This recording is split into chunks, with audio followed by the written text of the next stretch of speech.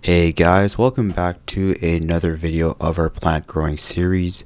So as you guys can see, I'm recording my tank, and this was actually really requested. You guys wanted me to do a video on how to grow the Red Tiger Lotus. So yeah, I guess that's as you guys can see, they're pretty long. I thought it was an easy plant to grow, but I don't know. Like, I've had Red Tiger Lotus for the longest time, and I've never seen them this big. And I just changed a couple of things.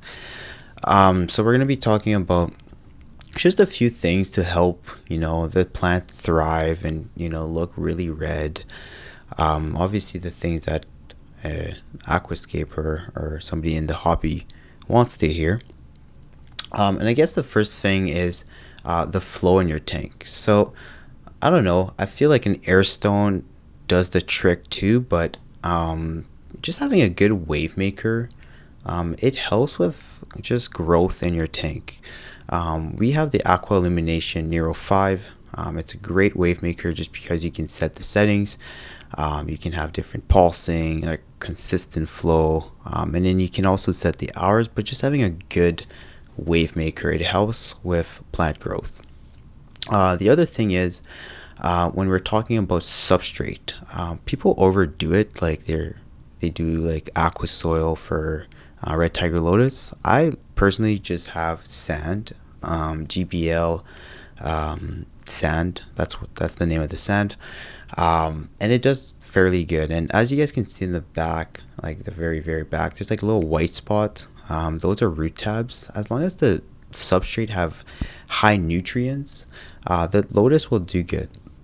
And the reason why the root tabs are kind of sticking out of the sand is because obviously Reeboks sleeps in the sand, so he kind of disturbs the root tabs once in a while. The other thing is, if you have a lotus with a bulb, don't plant it all the way in the substrate. It needs to be exposed just a tab. As you guys can see, this one is doing pretty good. There's some new leaves on it, but don't overplant it to the point where you can't see it. The other thing, the most important part, is the fertilizer. So I use Neo1 solution. I've been using this for the longest time. I do like the 2-hour Aquarius as well. And if you guys want these type of fertilizer, it is linked in our Amazon description, in our Amazon storefront. But yeah, I guess Neo1 solution's been doing the trick for me. Flourish iron is the trick to get really red leaves. I add FE sometime, Neo FE, just for extra nutrients, and then I also add Neo Booster. It's called Tropical, and again, this is just to add just that nutrients in the water. So that's pretty much it. If you guys have any questions, make sure to like, comment, and subscribe. That's all I have for you guys. I hope that helps, and I guess I'll see you guys in the next video. Peace.